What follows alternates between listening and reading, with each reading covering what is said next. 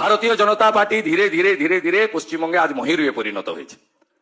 ভারতীয় জনতা পার্টিতে অন্য দল থেকে অনেকে এসেছেন। এই আসার ক্ষেত্রে তিনটি কারণ মূলত আমার ব্যক্তিগত পর্যালোচনা। প্রথম কারণ হচ্ছে এক দলের নির্বাচনের সময় আসা, ভোটে লড়া, নির্বাচনে জেতা, নির্বাচনে জিতে পালানো অথবা হেরে আবার ব্যাক টু দি প্যাভিলিয়নে যাওয়া। আরেক দলের উদ্দেশ্য, আরেক গ্রুপের উদ্দেশ্য থাকে যখন অন্য দল তার কাছ থেকে সব কেড়ে নেয়, তার রাজনীতি করার সুযোগ থাকে না, তখন সে অন্য দলের কাছে আশ্রয় চায়, অন্য দল তাকে মেম্বারশিপ দেয়, তার যোগ্যতা অনুযায়ী কাজে লাগে।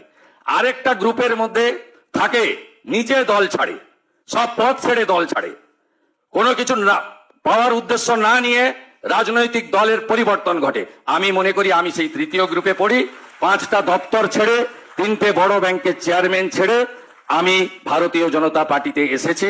ভারতীয় জনতা পার্টিকে আমাকে আমন্ত্রণ করেছেন যশস্বী নেতা অমিত শাহজি, আমন্ত্রণ করেছেন তৎকালীন রাজ্য সভাপতি দিলীপ বাবু, আমন্ত্রণ করেছেন তৎকালীন সংগঠনের সাধারণ সম্পাদক সুব্রত চ্যাটার্জি আমন্ত্রণ করেছেন, তৎকালীন অবজারভার কৈলাস বিজয়বর্গীয় আলোচনা করেছেন এবং অনেকেই পালিয়েছে।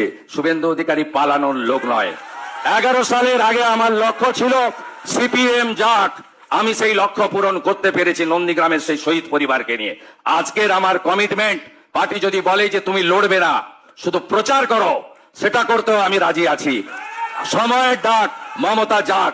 আর বিজেপি 20-25 যত রাজ্যে জিতুক না কেন, বাঙালির তৈরি করা ডক্টর শ্যামা প্রসাদ মুখার্জির বাংলা যদি না জেতে, বিজেপির যে বৃত্ত সম্পূর্ণ হতে পারে না, পারে না, পারে না।